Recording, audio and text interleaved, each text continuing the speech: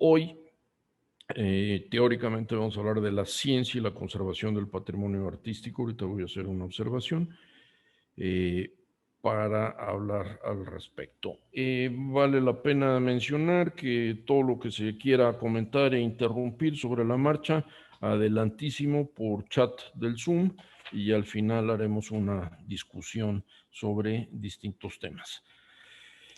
Quiero empezar diciendo que he recibido varios comentarios y sugerencias para que esta sesión no tenga un contenido tan científico como la anterior. Por lo tanto, a pesar de su título, esta será una sesión más bien dedicada a difusión del patrimonio y daré ejemplos de éxitos, de fracasos y casos dudosos en la conservación del patrimonio de la humanidad. Todo el mundo entiende patrimonio más o menos como sinónimo de riqueza, por ejemplo, el caso de las herencias. Sin embargo, patrimonio cultural no es tan fácil de comprender. Según el diccionario, el patrimonio histórico es el conjunto de bienes de una nación acumulado a lo largo de los siglos que por su significado artístico, arqueológico, etcétera, son objetos de protección especial por la legislación. Por lo tanto, se refiere a una obra artística, histórica o cultural que conviene conservar. Y debido a la intencionalidad que tuvo el autor cuando la creó, toda obra exige un esfuerzo de interpretación para que pueda ser comprendida a partir de su contexto original hasta el momento que se va a analizar. Por eso, las obras han sido estudiadas con metodologías propias de la lingüística, de la hermenéutica, de la semiótica y muchas otras disciplinas, porque en esencia se trata de que el observador logre interpretar el mensaje que envía el autor de la obra. Cabe mencionar que si la comprensión es incorrecta o incompleta, se pueden llegar a absurdos que técnicamente se denominan en términos generales una restauración de fantasía, como es el caso con el Palacio de Palenque. Y además, cuando una obra pierde su contexto, se dificulta su comprensión. Es el caso de una lámina de un tríptico o un fragmento de un retablo que se traslada de manera aislada a un museo. La definición más tradicional de patrimonio se refiere al conjunto de objetos que tienen un significado especial en la memoria colectiva. También se refiere a un sitio que posee importancia para la historia de una nación. En particular, el patrimonio cultural se refiere a artefactos o atributos intangibles de un grupo social que incluye los sitios definidos como patrimonio de la humanidad, algunos alimentos, valores lingüísticos, monumentos industriales, etcétera.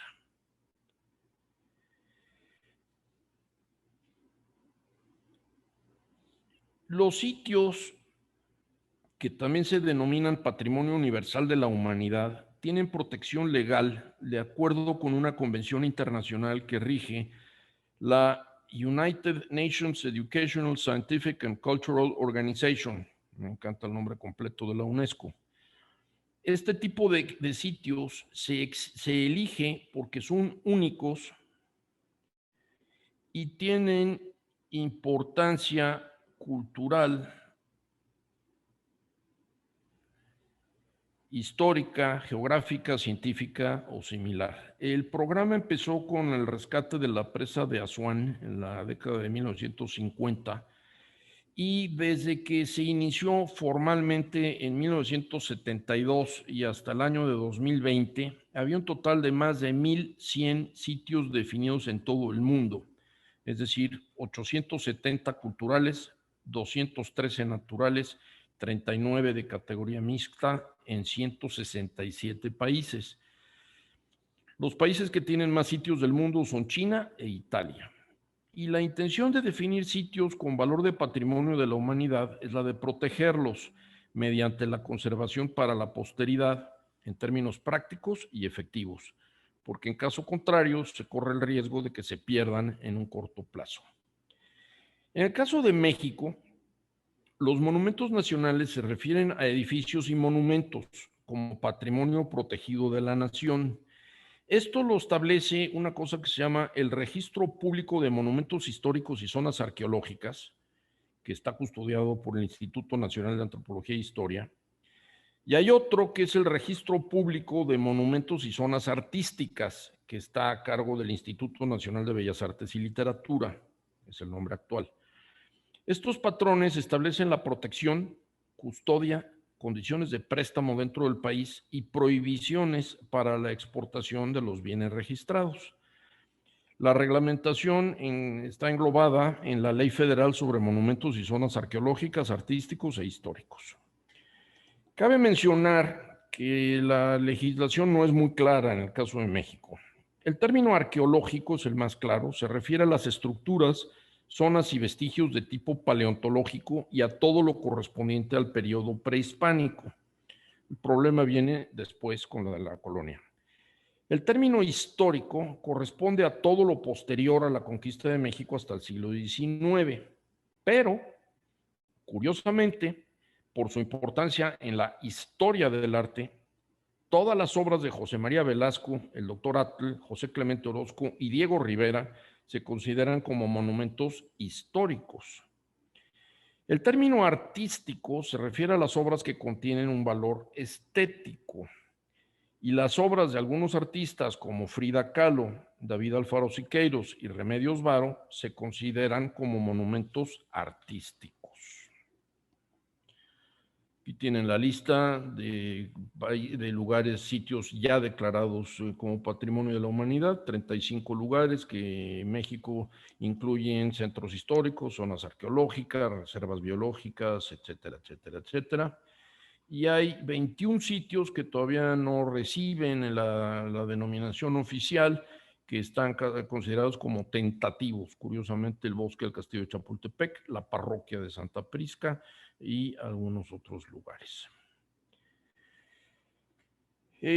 Obviamente, por la enorme extensión de este tema, solo puedo presentar una selección de ejemplos aislados, pero es el tipo de cosas que hay que sentarse a pensar, porque hay preguntas relevantes en toda la cuestión del patrimonio.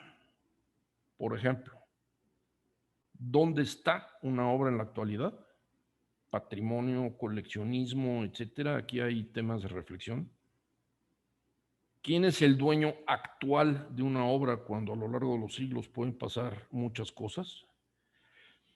Y luego hay cosas que la restauración puede lograr, atribuciones, noticias, etapas de la historia de los países, venta de patrimonio religioso, etcétera, etcétera. De todo lo que me voy a ocupar a continuación, vale la pena mencionar que voy a enseñar algunas imágenes y lo que ven del lado izquierdo es como era originalmente o en la antigüedad, y a la derecha verán siempre los casos de lo que es actual, es decir, de izquierda a derecha las láminas se muestran en sentido más o menos cronológico. Entonces, vamos a hablar de distintos tipos de patrimonio. Cuando es patrimonio recuperado, todo el mundo aplaude, es decir, ¿qué ha pasado? Bueno, pues por ejemplo tenemos el caso de las momias egipcias. En todos los museos del mundo, el gobierno dijo, esto es relevante, se refiere a nuestros muertos, me las devuelven, y en prácticamente todos los museos han regresado a Egipto. Y esto es un logro. También tenemos el caso in situ de las restauraciones arqueológicas de las ciudades del Valle del Indo, que hoy están en Pakistán, Harappa y Mohenjo-Daro, cuyos objetos en algunos casos están en India, en el Museo Arqueológico, pero por lo menos hay vestigios y hay construcciones que permanecen en su lugar. El caso de la Acrópolis, de cómo era y cómo es, bueno, pues sigue habiendo cosas, aunque pues ha habido explosiones de pólvora, expolios de los ingleses, pero bueno, la Acrópolis como tal sigue estando y eso es un motivo de orgullo para la humanidad. Lo mismo el Coliseo, que hubo reconstrucciones y restauraciones en sus distintos niveles y Se trató de ver cómo eran anteriormente y no se pudo rescatar el foso con la cuestión de cómo era debajo de la arena. En fin, eso es lo que quedó del Coliseo. Enorme esfuerzo de reconstrucción, de restauración y de ver cómo era antes de la gran tragedia del Vesubio, del volcán, pues el sitio arqueológico de la ciudad completa de Pompeya en Italia. Aquí tenemos el caso de la Catedral de París, en Francia. Notre Dame tuvo una restauración importantísima en el siglo XIX, más o menos cuando se publica el jorobado de Notre Dame de París.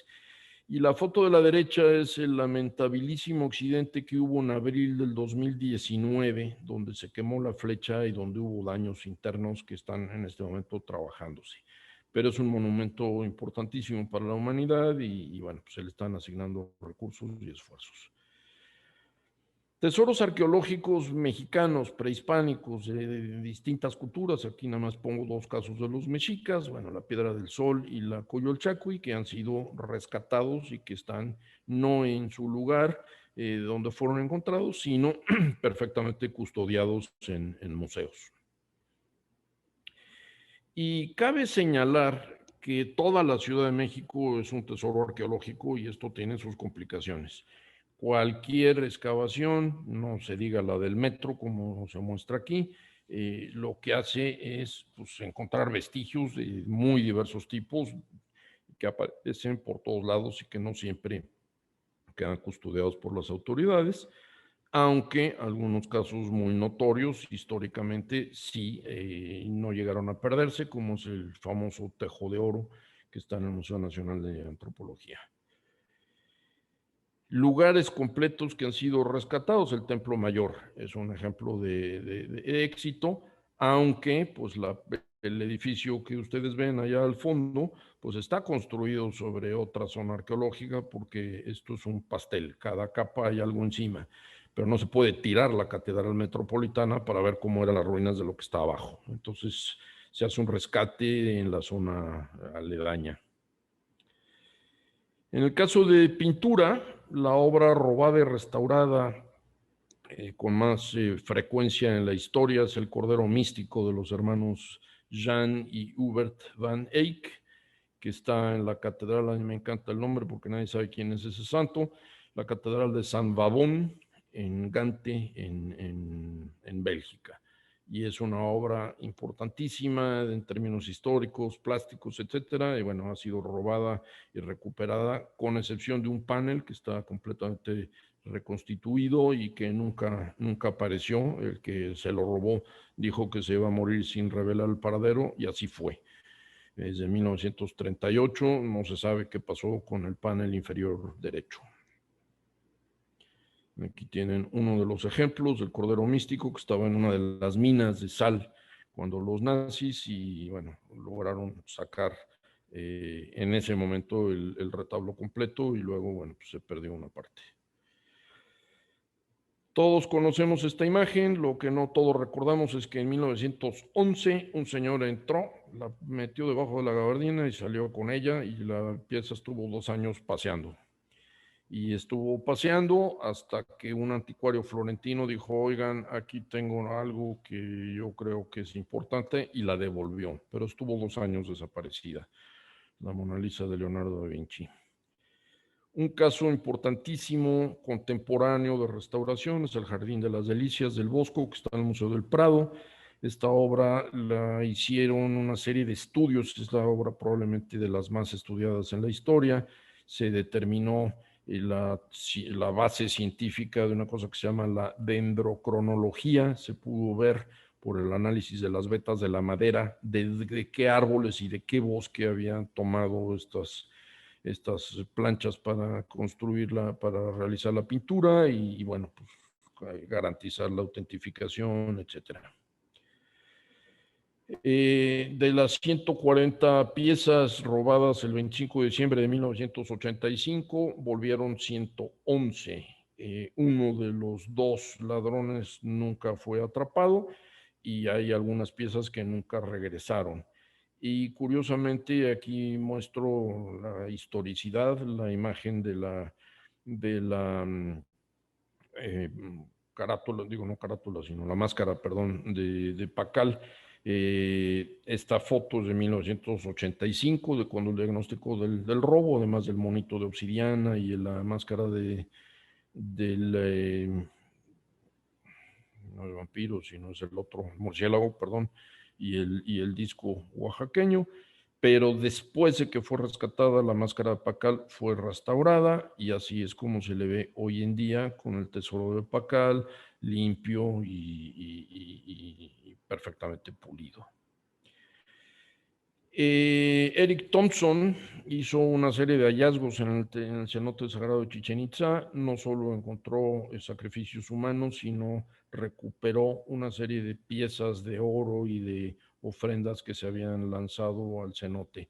Thompson fue muy criticado porque se decía que no tenía derecho a rescatar las piezas del fondo del agua, que tenían valor pues, simbólico y religioso, ritual, pero de todas maneras el rescate fue importantísimo, como también en su momento fue lo que Alfonso Caso, estamos hablando de la década de 1930, rescató en la famosa tumba 7 de Monte Albán en Oaxaca, con este tesoro maravilloso de ofrendas en oro.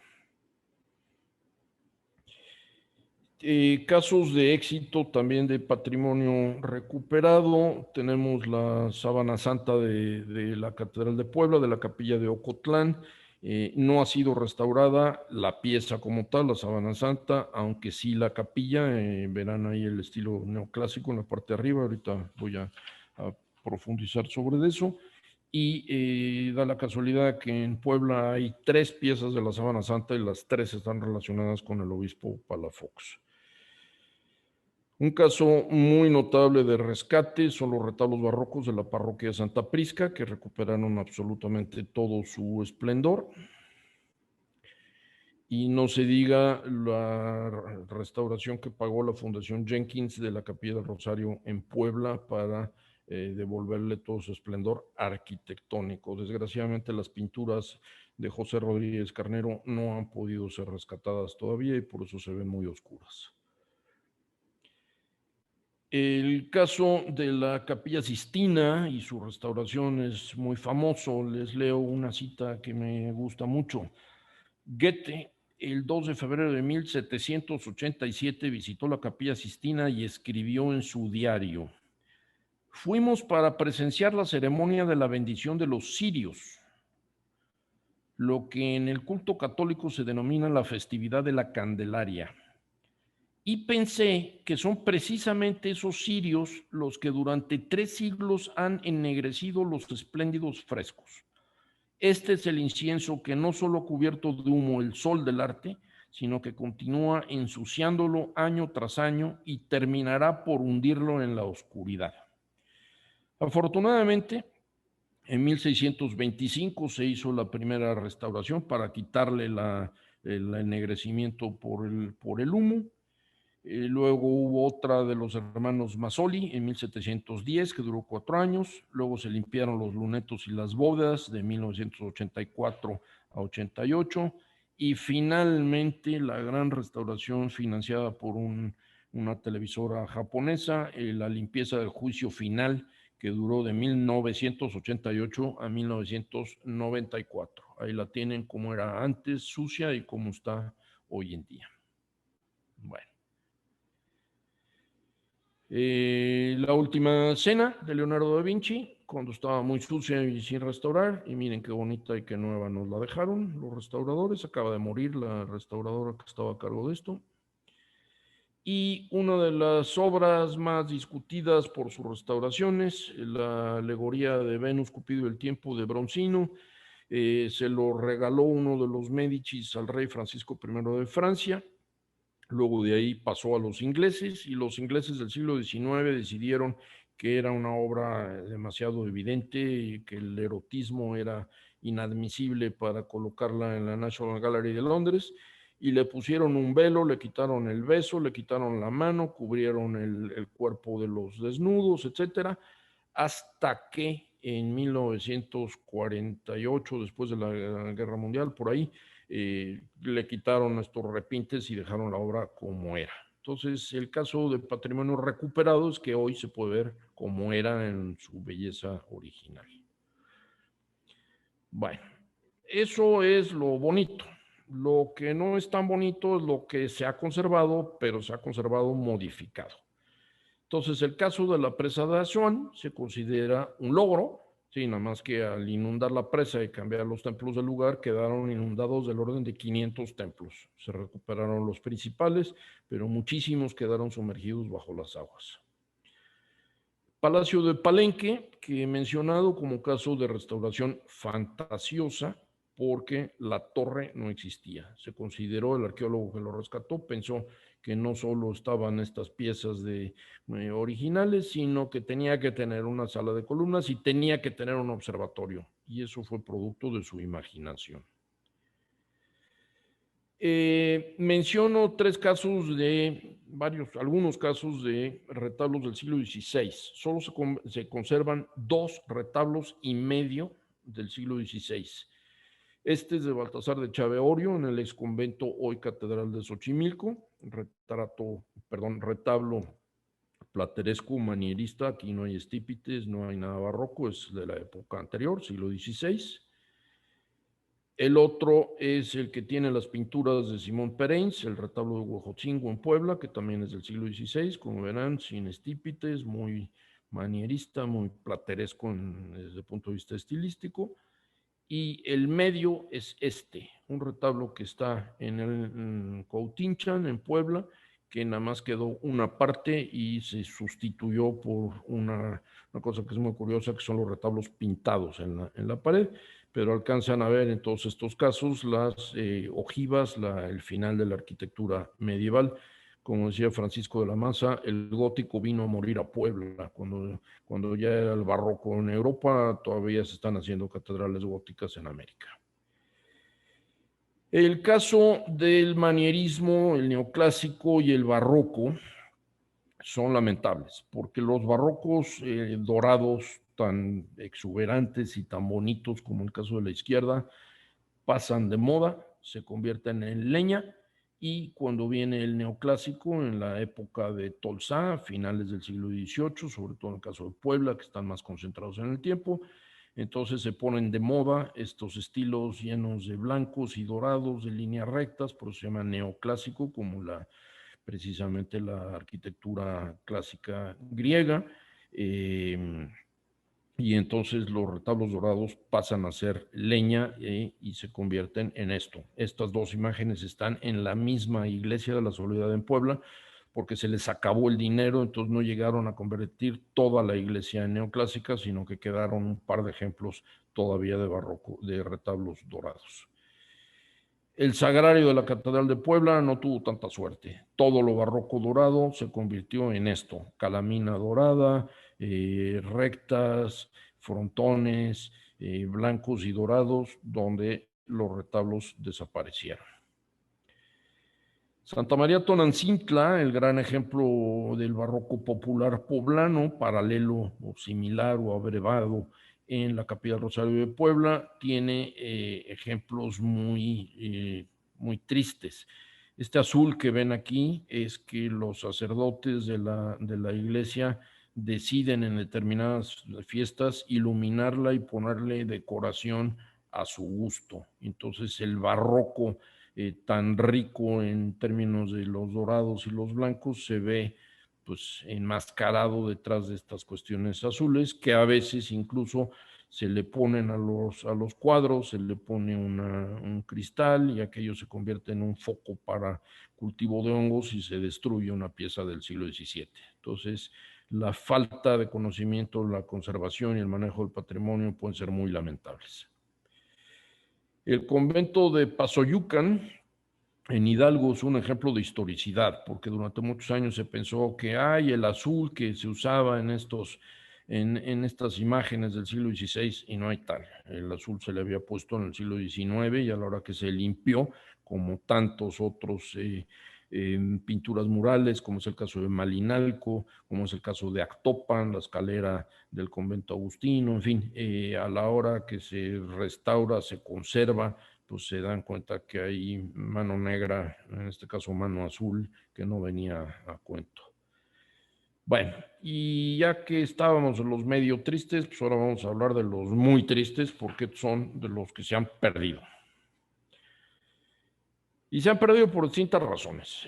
Las guerras es uno de ellos, las guerras napoleónicas en Egipto, cuando pasó Napoleón y dijo a sus soldados, tantos siglos nos observan, y aprovechó para llevarse lo que pudo. Entonces el obelisco de Luxor, los escarabajos de piedra basáltica que andaban en Egipto por todos lados, hoy están en Francia, en el Museo del Louvre, en plazas públicas de la Concordia, en París, etcétera. No se diga Nefertiti, cuando muchos filólogos ingleses, alemanes o franceses anduvieron en distintos países estudiando, como Egipto e India, pues también tomaron piezas de patrimonio y se las llevaron a su lugar. Entonces, en el Museo Egipcio de Berlín está esta pieza de enorme valor histórico y estético. No se diga la Rosetta, la clave para la transcripción y la traducción de los jeroglíficos egipcios, que está en el Museo Británico.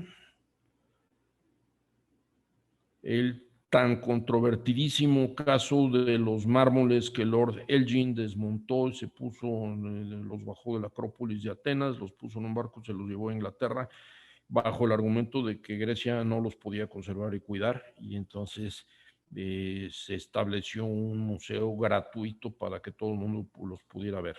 Nada más que son piezas, son los frisos, son esculturas de Fidias, en fin, hay unas piezas de enorme valor y hasta la fecha los ingleses se niegan a devolverlos. El caso de los baldaquinos, aquí tienen el altar mayor de la Catedral de Puebla. Si el retablo de los Reyes que está atrás era dorado y hoy en día pues ahí tienen el neoclásico en los muros y en las columnas laterales, pues imagínense la riqueza que podía haber tenido el baldaquino del altar mayor de la Catedral de México. Y es el caso de la Catedral de Puebla. En esta imagen de la izquierda tenemos una pintura del siglo XVIII de un personaje llamado Bernardino Polo, donde retrata una escena religiosa, un éxtasis místico y un pedazo de cómo era el baldaquino central. Hasta que luego vino Manuel Tolsá a finales del siglo XVIII, renovó la catedral completa, la hizo neoclásica y dejó el famosísimo baldaquino actual de la Catedral de Puebla, que no tiene nada que ver con la pieza barroca que había originalmente. En la Catedral de Puebla, el altar de los Reyes, que es salomónico, barroco de gran perfección, quedó limitado por retablos barrocos, neoclásicos que no tienen nada que ver. Y es el caso de los colaterales barrocos que había en la Catedral de Puebla, el altar de San Miguel y el altar de San José quedaron convertidos en piezas neoclásicas porque los retablos barrocos pasaron de moda, se hicieron leña y las pinturas desaparecieron. Otro caso muy conocido de la pérdida de patrimonio es la Virgen del Perdón, el altar del Perdón que estaba en la Catedral de México hasta el siglo XX. Ahí tienen se conoce por fotografía, la imagen de la izquierda. La imagen central, en 1967 el altar se quemó completo y la parte de la derecha es lo que queda hoy en día. Una tabla quemada que se piensa que era puerta, que tenía goznes, que tenía clavos, y de la pintura, bien, gracias. Esto yo lo considero perdido porque está perdido para los mexicanos. En realidad fue un regalo que le hizo Carlos V a Hernán Cortés a Carlos V, lo depositaron legalmente en el Museo Etnográfico de Viena y a pesar de las muchísimas gestiones diplomáticas contemporáneas, el penacho de Moctezuma sigue estando en Viena y no está más que la réplica en el Museo Nacional de Antropología. El caso del diamante más grande del mundo, que pertenece a las joyas de la corona de Inglaterra, y se dice que fue adquirido legalmente y hay una enorme batalla diplomática, y el hecho es que nunca van a desarmar las joyas de la corona para devolverlo a a la India. Don José de la Borda hizo una custodia similar a esta es la de Toledo, hecha por José de Arfe, que es uno de los grandes plateros del siglo XVIII. La custodia de Borda fue desmantelada, fue vendida y nunca se recuperó. Entonces, el caso de las custodias puede ser muy interesante. Los marqueses de Faguaga, la familia más rica del siglo XVIII en América, que tenían una colección de pintura, de objetos artísticos importantísima en el Palacio de los Marqueses del Apartado, que aquí está en la imagen. Todo eso desapareció. Lo vendieron, donaron una pequeña parte a museos, Museo Nacional de Arte, lo devolvieron a Europa, en fin, la colección de arte desapareció. Lamentablemente, esto es muy reciente, en 26 millones de dólares, a pesar de las gestiones que hizo México, no se pudo parar y estas piezas arqueológicas se subastaron en París recientemente. Y así se hacen las colecciones de muchos museos. Cuando no había las leyes y se podía exportar el patrimonio, bueno, pues la selva de maderas preciosas del sureste mexicano, etcétera, pues los que estaban trabajando simplemente encontraron unas piedras y se la llevaron. Y hoy tenemos la enorme colección maya en el Museo Peabody de la Universidad de Harvard en Boston. Entonces, no es que estén perdidos, porque ahí están, pero pues eso en realidad pertenecería. La duda es quién es el dueño o quién era el dueño original. ¿Qué es el caso de los botines de guerra? Las minas de sal y el castillo que luego sirvió a Walt Disney para hacer el castillo de Blancanieves fueron utilizados por los nazis en la Segunda Guerra Mundial para el expolio de obras de arte de muy distintos orígenes. Y también es una foto del barco, el Vita. En la Guerra Civil Española hubo un mito de que se había vaciado las arcas del Banco de España y del Museo Arqueológico Nacional en la Guerra Civil Española y se había llevado a América. Eso no hay tal, pero bueno, es un capítulo muy debatido de la historia de la Guerra Civil de España. Y luego tenemos, a nivel de reflexión, dónde están una serie de cosas y cómo se originaron, es decir, el tráfico, y voy a usar como ejemplo la cuestión de las reliquias de la religión, porque desde la Edad Media se puso de moda pensar que Jesucristo, la Virgen María, los apóstoles y todos los santos tenían objetos que traspasaron su vida terrenal en el momento.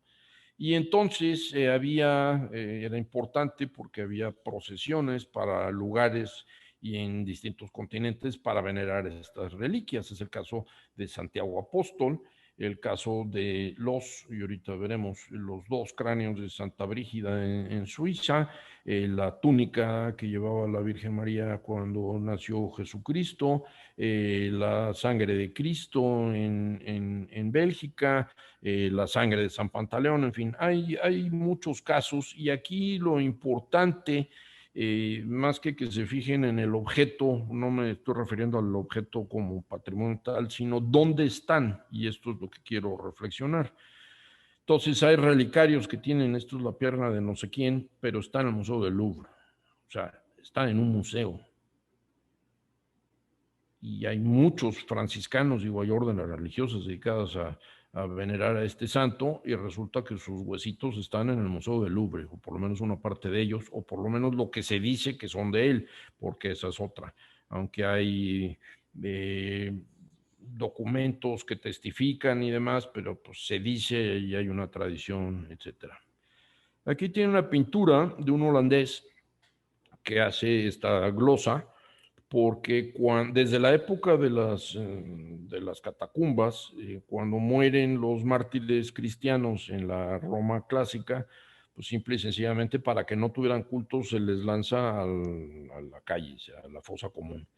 Y luego esas fosas comunes empiezan a tener culto, se dice que las reliquias tienen veneración, no tienen culto, pero son objetos sagrados y por lo tanto si algo toca una reliquia, adquiere automáticamente el grado de reliquia. Entonces, de estas tumbas masivas, pues de repente dicen, es que como en este caso, esto es San Juan Bautista. Bueno, pues San Juan Bautista nunca se supo ni cómo quedó ni dónde llegó, pero bueno, pues es una tradición de cómo se recuperan las reliquias. Y luego hay reliquias famosas como la Sábana Santa, la Santa Síndone de Turín y el ayate de Juan Diego de la Virgen de Guadalupe, con todos sus debates históricos de si son o no son. Y eso, bueno, pues no nos vamos a meter aquí, simplemente yo lo menciono en términos de dónde están, cómo llegaron, cómo pasaron de un lugar a otro. Es el caso de la Santa Cruz, un clavo de la crucifixión, una espina de la corona de Cristo, en fin, este tipo de objetos. Y por ejemplo, nada más para que vean, estos dos personajes, esto es un mosaico que está en la Basílica de San Marcos, en Venecia. Cuando muere San Marcos, el apóstol, simplemente hay dos comerciantes que dicen, este no se le puede dejar morir así nada más. Entonces lo meten en unos canastos en Alejandría, lo tapan con unas pieles de cerdo, porque el cerdo no lo iba a evitar que lo revisaran las autoridades aduanales musulmanas. Lo meten en un barco y entonces lo llevan a Venecia y ahí construyen la gran Basílica de San Marcos.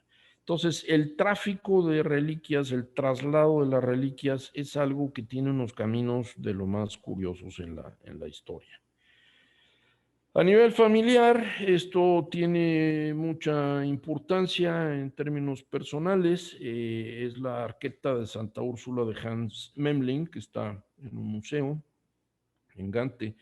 Lo curioso es que Santa Úrsula muere a manos de los hunos con 100,000 vírgenes. Entonces, imagínense la cantidad de reliquias que no hay cercanas al martirio de Santa Úrsula.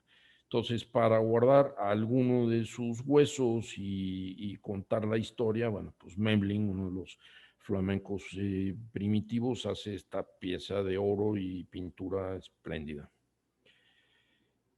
Fíjense dónde está. Está el Museo de Historia de Suecia, el brazo de Santa Brígida. Brígida es la santa nacional de Suecia, pues está en un museo en Estocolmo. Y lo que es curioso es que en la sede de las monjas de la Orden de Santa Brígida, en Suecia, en esta abadía, resulta que tienen dos cráneos y los dos se dice que son de Santa Brígida, se les han hecho análisis de ADN, no tienen relación familiar el uno con el otro, uno es anterior al otro, el hecho es que no se sabe cuál es cuál ni de quiénes son, pero pues ahí están los dos cráneos de Santa Brígida. Y San Pantaleón, que nos debería de causar mucho entusiasmo. Pantaleón era un médico que muere martirizado en la época de los romanos, en el siglo IV, en una de las famosas persecuciones romanas, y resulta que él era especialista en curar las epidemias. Entonces, en el caso del COVID, yo creo que nos deberíamos de fijar en San Pantaleón. Y resulta que hay una ampolleta en el convento Carmelita de Madrid, que es interesante porque la abadesa de ese convento era ni más ni menos que la madre de don Juan de Palafox y Mendoza. Y una vez al año, en la fiesta de San Pantaleón, se supone que la sangre se licúa. Sí, nada más que estamos hablando de 20 siglos. Entonces, nunca se han podido realizar análisis científicos para ver si es sangre, si de qué es, si de cuándo, en fin. Pero el caso de la sangre de San Pantaleón es un caso bien curioso en España. Felipe II era un gran coleccionista de reliquias y tenía esto, que era un closet lleno de reliquias de santos y enfrente un closet de reliquias de santas. Como verán, tiene puertas, se cierra, en fin, entonces ahí tenían todo lo que quieran en términos de reliquias. Don Juan de Palafox y Mendoza no tuvo tanta suerte. Desde que murió en 1659, su capilla la rehicieron a finales del siglo XVIII, Sabatini, que es el de la construcción de la Puerta de Alcalá, entonces le hicieron una capilla fenomenal. Pero a pesar de eso, en una catedral románica de un pueblo de poca importancia, los restos de Palafox han sido exhumados 4 veces para ver si son o si no son y su proceso y demás. Y la última vez dividieron sus restos en 4 y trasladaron 3 a distintos lugares y la cuarta parte está actualmente desde hace 10 años en la Catedral de Puebla de México. Bueno, tengo que comentar simplemente, aquí ya me voy a ir muy somera y rápidamente, porque hay casos que se refieren al comercio, simplemente para que veamos qué cifras astronómicas puede llegar el patrimonio, y cosas que han aparecido en la prensa. Aquí está la prensa internacional. Tengo la reseña completa en estas láminas, pero no se las voy a leer por razones de tiempo. El que esté interesado, le mando la noticia completa y simplemente voy a dar la imagen, el caso y si hasta ahí un poco del valor en términos monetarios. Esto era un cuadro atribuido a Goya que andaba en España, lo vendieron y de repente el patrimonio dijo es un Goya auténtico y suspenden la subasta y lo ponen mientras termina el litigio en un museo para ver de qué se trata. Entonces, en febrero del 2020, la subasta se suspendió. Este cuadro del siglo XVII, de un pintor discípulo de Murillo, Sebastián Martínez, un cuadro muy bueno, San Jerónimo oyendo la trompeta de juicio final. Unas monjas lo vendieron de su convento, se lo dieron a un anticuario, el anticuario lo mandó subastar. Y eso está perfectamente fuera de la ley. La obra tenía el valor de 200,000 euros en alguna de las 4 que llegó a subastarse. Entonces, es un cuadro que realmente adquiere importancia.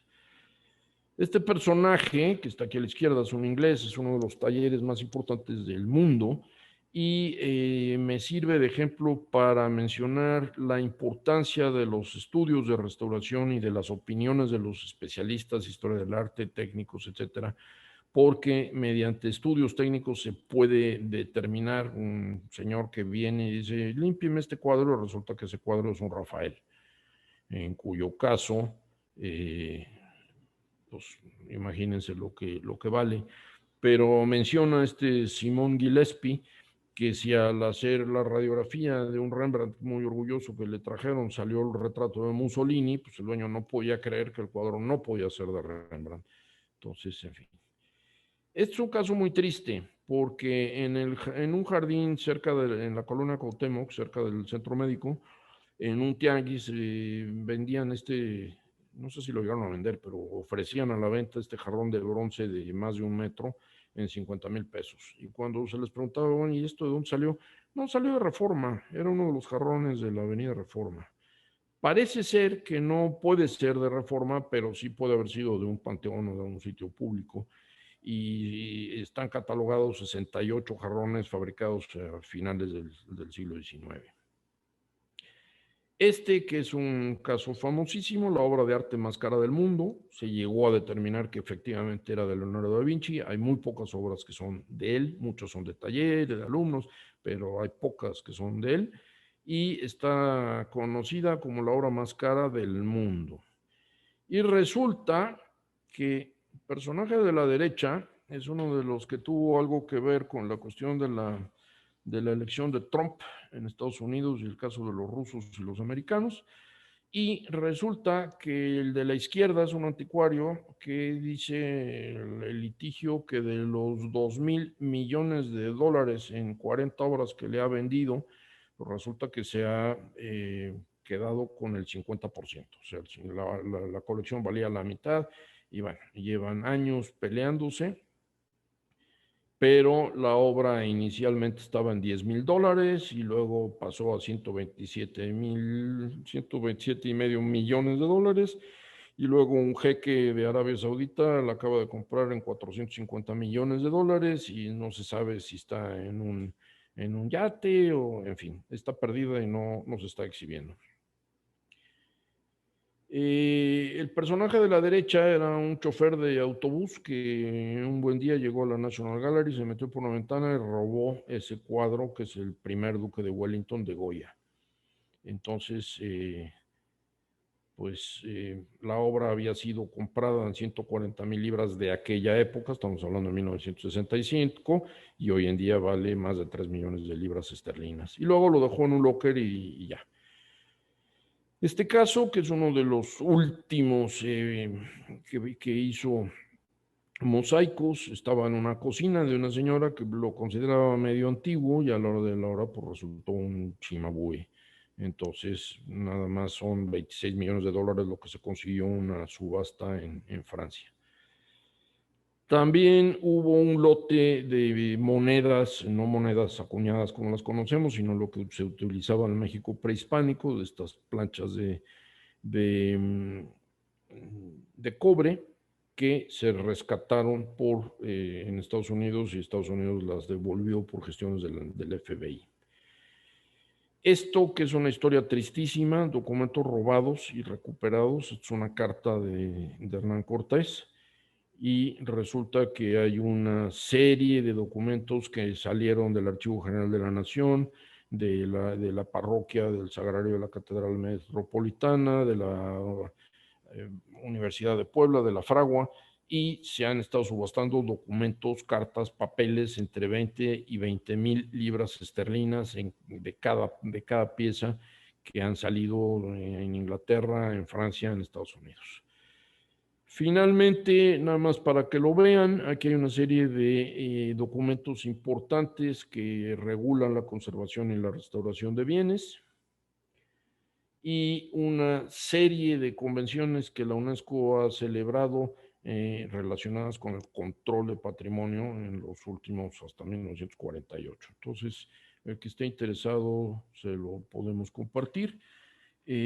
Aquí me quedo. Si quieren alguna cuestión que les haya producido curiosidad o demás, y me pueden mandar alguna nota con alguna pregunta o alguna cosa posterior que les haya quedado de inquietud.